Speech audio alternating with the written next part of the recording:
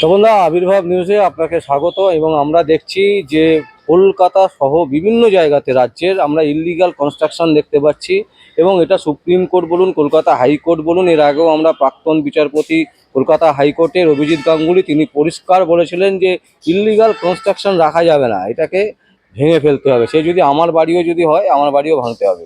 কিন্তু ইদানিং দেখতে পাচ্ছি আপনি বেশ কয়েকবার আমাদেরকে বাইট দিয়েছেন যে স্মৃতি, তারপর হচ্ছে আপনার চিড়িয়ামোড়, নাগের বাজার, বেলগাছিয়া, এই সমস্ত জায়গায় একেবারে টিকা প্রপার্টির ওপরে ইললিগাল কনস্ট্রাকশন কন্টিনিউয়াসলি হচ্ছে, পুকুর ভরাট করে দিচ্ছে।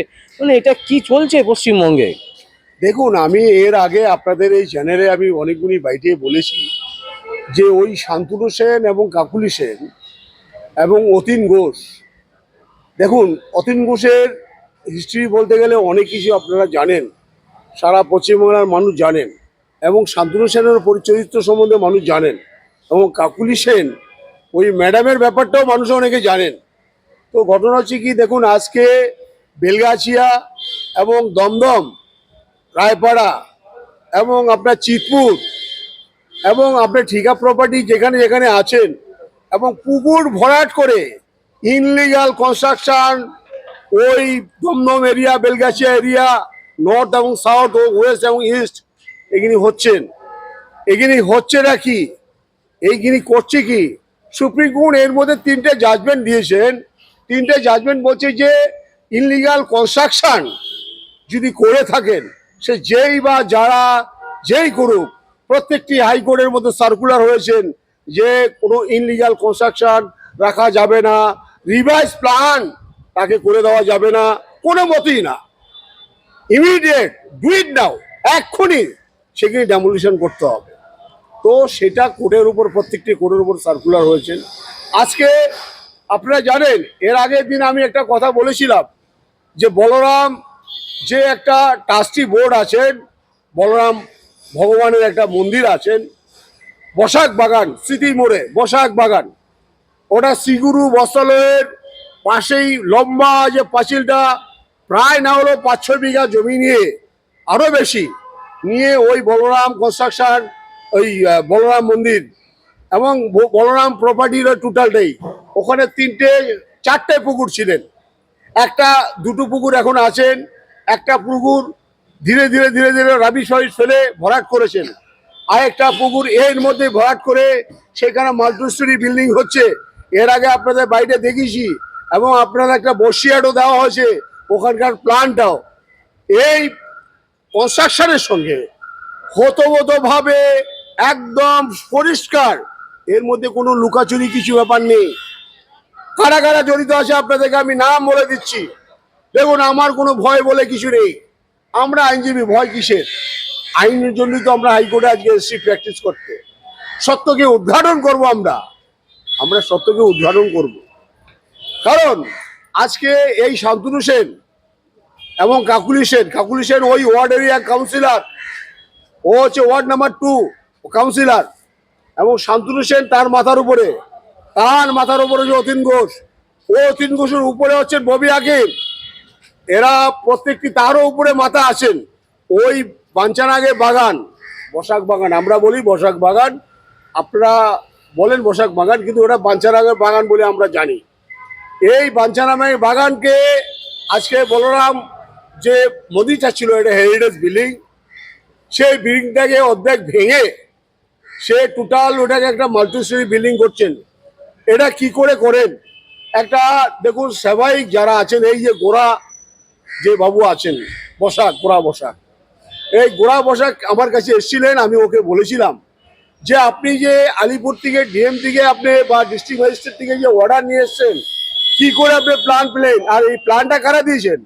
ববি আগে মেন জায়গায় বসে আছেন, ও নোট করে খেয়েছেন, তার ডিপার্টমেন্ট নোট করে খেয়েছেন। এটা তো না। শান্তনু সেন জানেন না বলবেন, অতীন ঘোষ জানেন না বলবেন, কাকুলি সেন বলবে আমি একদম শুয়ে আছি, কিছু দেখিনি, আমার চোখ বন্ধ। এগিয়ে পার পাবেন না আমাদের কাছ থেকে, ওনারা সবটাই জানেন। এই প্ল্যান কি করে পেলেন? আপনাকে আর আগে বাইরে বলেছিলাম যে কাজ রাত্রি 12টার পরে কাজ হন, মাঝে দিয়ে কাজ বন্ধ ছিলেন, কোনো একটা প্রবলেম হয়েছে। আমরা এখনো জনস্বার্থক মামলার আসিনি, আমরা রেডি হচ্ছি, আসবো আমরা। তার সাথে আপনাদের একটা কথা বলতে চাই, মমতা ব্যানার্জিকে আমি এটাকে মানে এই আপনাদের চ্যানেলের মারফতে আমি ওনাকে জানাতে চাই, মাননীয় মন্ত্রীর কাছে আজকে উনি যে সিএম, ওনার দলের যে কত চোরটা রয়েছেন উনি সবটাই জানেন, জেনেও কিছু করতে পারছেন না কেন? আমার প্রশ্ন আপনাদের কাছে, কেন, কিসের ভয় ওনার? কেন উনি এই চৌধুরীকে হাঁটাচ্ছে না কেন?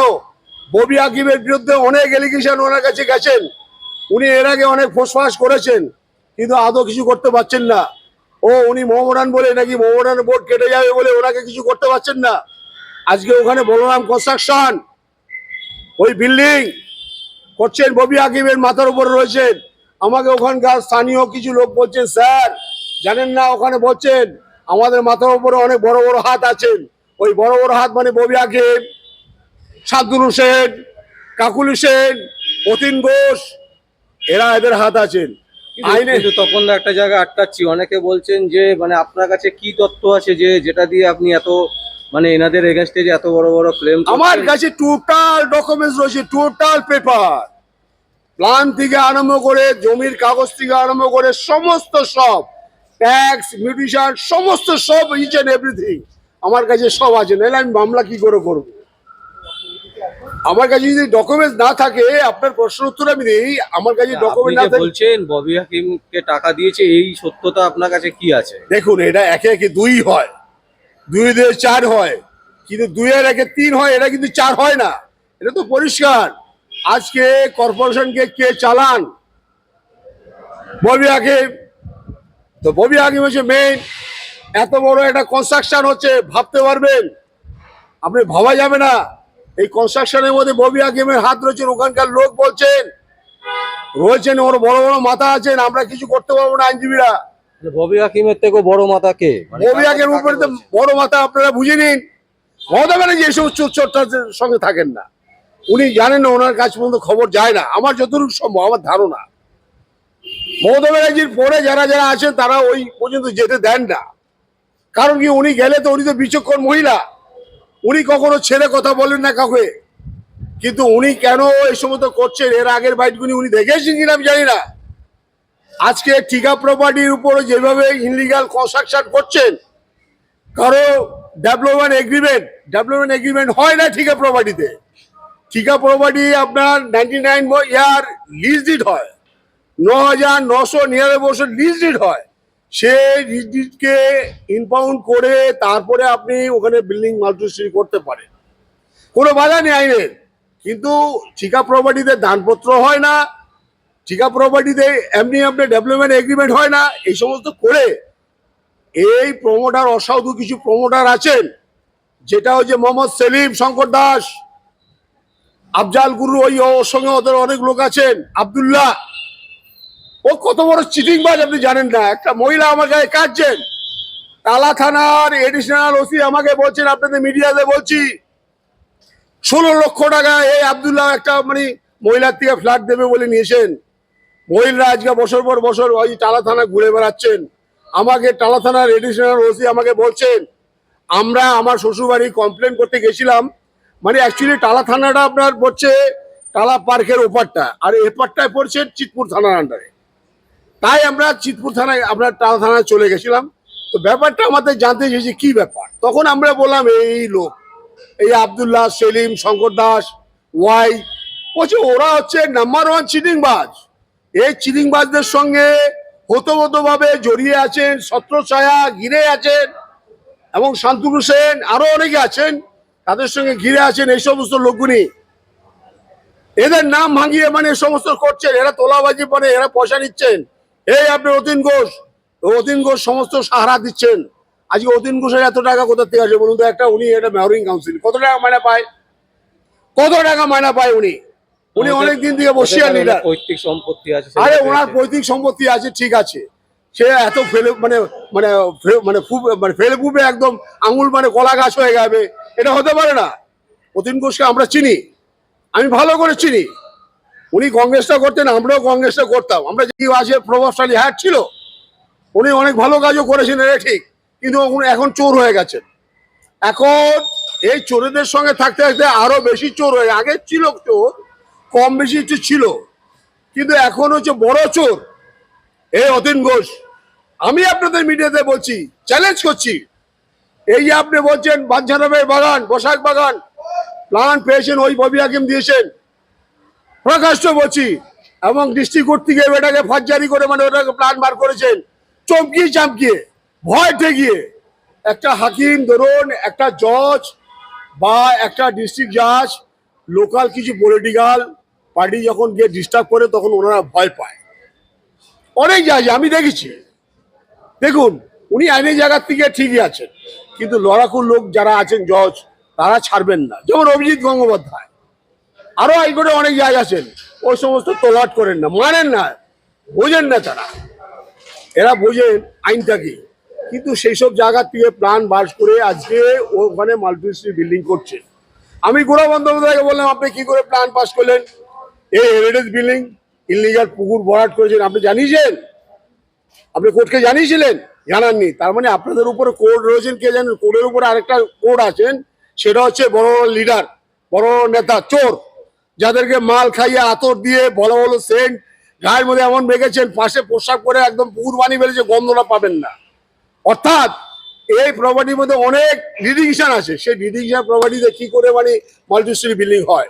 আমার প্রশ্ন এটা, আপনারা আমাকে প্রশ্ন করবেন, আজকে ধরুন নর্থ, সাউথ, ওয়েস্ট এবং ইস্ট যত ইনলিগাল কনস্ট্রাকশন হচ্ছে, বড়নগরও হচ্ছে, বড়নগরও অনেক হচ্ছে। আমি আপনাদেরকে বাইরে বলছি, আপনি বড়নগরে আপনার শুনু, ওর নাম হচ্ছে দিলীপ নারায়ণ বসু, ও হচ্ছে আমাদের সিপিএম এর লিডার তন্ময় বচ্চাস, তার শিষ্য। আমার চোখে দেখা আছে, তন্ময়দার মা যখন মানে উদ্যান মাঠে ভর্তি ছিলেন, আমার 3টের সময়ের মধ্যে একটা সময় আমি দিয়ে দিয়েছিলাম। আমাকে তন্ময়দা বলেছিলেন আমার মা উদ্যান মাঠে ভর্তি আছে, তখন আমাকে একটা গাড়ি দিতে হবে। এই শুনো, তখন ওই কাউন্সিলর কিছু হয়েছিল, তখন সিআইসি তে চাকরি করতো। এই শুরু, তখন তন্ময়দার মায়ের দেখতে গিয়ে আমার গাড়িতে নাম শতবার ও সময় করে ও পিজিতে এসছেন। আজকে শুরু মানে আজকে তন্ময়দাকে চমকাচ্ছে, মানে এ শুরু অ্যাকচুয়ালি সিপিএম এর মাল, মানে তৃণমূলে গিয়ে ফাট করে ঢুকে গিয়ে আজকে ও যা পয়সা কামিয়েছে, আমি বলবো এখানে সিবিআই কে তদন্ত করা উচিত। ওর এত প্রপার্টি কোথার থেকে আসলো, ও এত টাকা পয়সা কোথার থেকে আসলো, এত অ্যাসেট কি করে তৈরি করলো একটা কাউন্সিলর হয়ে? ও কত টাকা মারা পায়? এই চুরি চামারি করে করেছেন।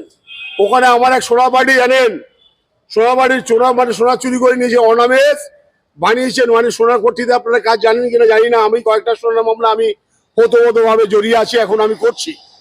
সোনার অর্নামেন্টস ধরুন 2 কিলো বানালো, বানিয়ে একটা দোকানে দেখাবে, ওরা দেখে বলবো এর কি দাম, এই রেট, ঠিক আছে স্যাম্পল দিয়ে যান। ওরা পছন্দ হলো, ওই 2 কিলো 3 কিলো সোনার অর্নামেন্টস দিয়ে দিবেন বিশ্বাসের উপরে, কোনো লেখাপড়ি নেই।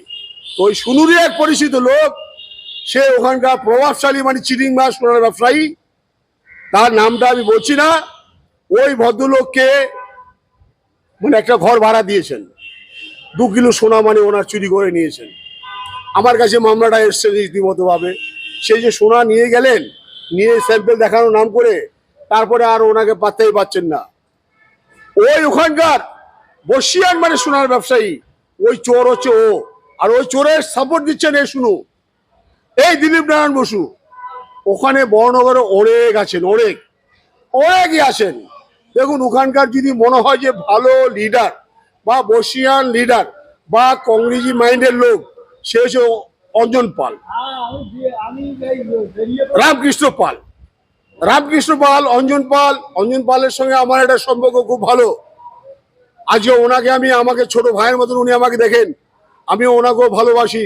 ওনার মা যখন মারা গেলেন, আমরা ঘাট কাছ থেকে শ্রাদ্ধ আর শ্মশান্তি থেকে আরম্ভ করে শ্মশান থেকে সবকিছু আমি আমার বন্ধুরা সবাই মিলে করেছি।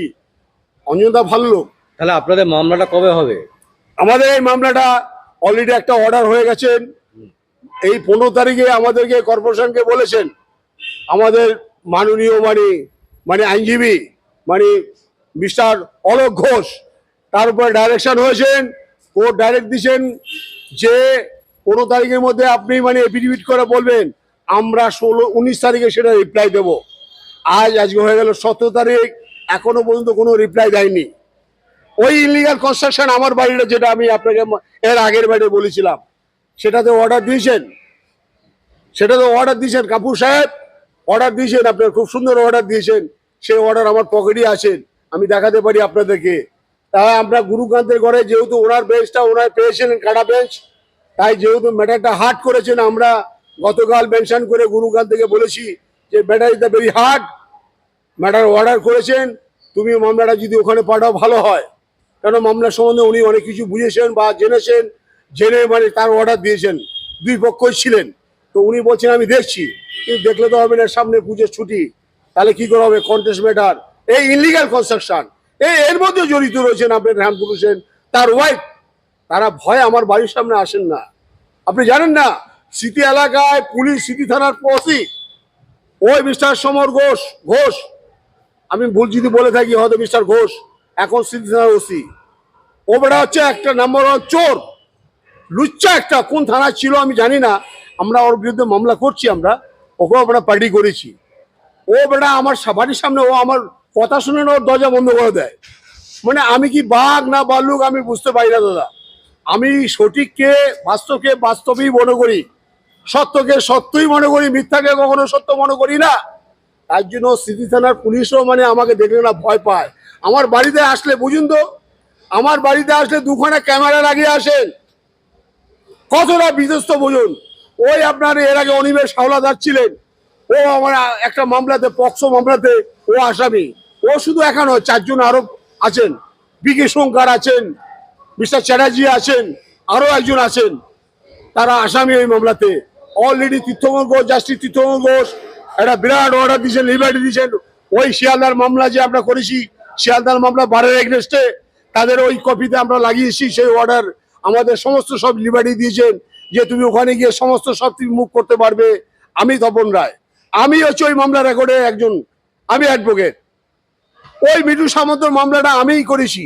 আজ মিঠু সামন্ত আজকে 2 নম্বর বার, ওই 101-এর কিছু কিছু লয়াররা ওকে ভয়ভীতি দেখিয়ে, ওই লয়ারদের সঙ্গে আপনার সিটি থানার সঙ্গে মানে ওই অনিমেষ হাওলাদার সঙ্গে ওসি, ওর সঙ্গে অনেক মিল আছেন। ও ওই ধরনের লোকগুলোদের মামলা দেন। আমরা তো থানা প্র্যাকটিস করি না কখনো। থানা প্র্যাকটিস এই কারণে করি না, আমরা মানে যে লিগাল কাজ করব, আমার চেম্বারে লোক আসবে ডাইরেক্ট, আমি কাজ করবো, পুলিশ বলবে আমাকে কাজ দাও, আমাকে মানে 50,000 টাকা দাও। 2 লাখ টাকার কাজ করলে বলে 50,000 টাকা আমাকে ঘুষ দাও। আমি ভাই তোমাদের ঘুষ ফুসের মধ্যে আমি নেই, আমি তোমাকে কেন ঘুষ দিতে যাব? কাজ আসবে, ফেয়ার কাজ করবো, মক্কেল ডাইরেক্ট আসবে। 2 লাখ টাকা হলে 2 লাখ টাকাই নেবো, 1 লাখ টাকা হলে 1 লাখ টাকাই নেবো, 10,000 টাকা হলে 10,000 টাকাই নেবো। কিন্তু তোমাদের মামলা আমরা করব না। ওই চটিছাটা থানার চটিছাটা কিছু লয়ার আছে, ওই 201 শিয়ালদার কোর্টের, ওরা এই সমস্ত করে মিঠু সম্বন্ধকে ভয়ভীতি দেখিয়ে, ওই আপনার সমর ঘোষ যে এখন প্রাক্তন ওসি, এখনকার বর্তমানে ওসি, সে ডেকে তার চেম্বারে ডেকে এমন ধমকাধমকি করেছেন। মিঠু সামন্ত শুনেছি প্রস্তাব করে দিয়েছেন। একটা গৃহবধূ তার মেয়ের সঙ্গে এই ধরনের ঘটনা হচ্ছে, সত্যকে মানে মিথ্যা বলার জন্য উনি বলেছেন কোর্টকে গিয়ে বলবে, তাই বলেছেন। সেটা কোর্ট আজকে জাস্টিস তীর্থঙ্কর ঘোষ বুঝতে পেরেছেন। আমি নিজে পিটিশনার এই মামলা, তাই কোর্ট বলেছেন সমস্ত সব লিবার্টি দিয়েছেন, যারা এর মধ্যে অপরাধ করেছেন তাদের বিচার হবে। এটাই একদম মেন কথা। তাই আমি আপনাদের কাছে একটা কথা বলতে চাই, পশ্চিমবাংলায় যে কোনো জায়গায় ইনলিগাল কনস্ট্রাকশন হবে, ইনলিগাল বিল্ডিং করে দাঁড় করে দিয়েছেন, আপনারা আমার সঙ্গে যদি যোগাযোগ করুন, আমি ভেঙে দেবো। ও যত বড় বাড়ি হোক আর যত বড় লিডার হোক, যত বড় মানে নেতাই থাকুক, যদি স্বয়ং মমতা ব্যানার্জিও থাকে, আমি তার বাড়ি ঘুরিয়ে দেবো, আমি ভেঙে। এটা সুপ্রিম কোর্টের অর্ডার, মমতা ব্যানার্জি আইনের ঊর্ধ্বে নয়।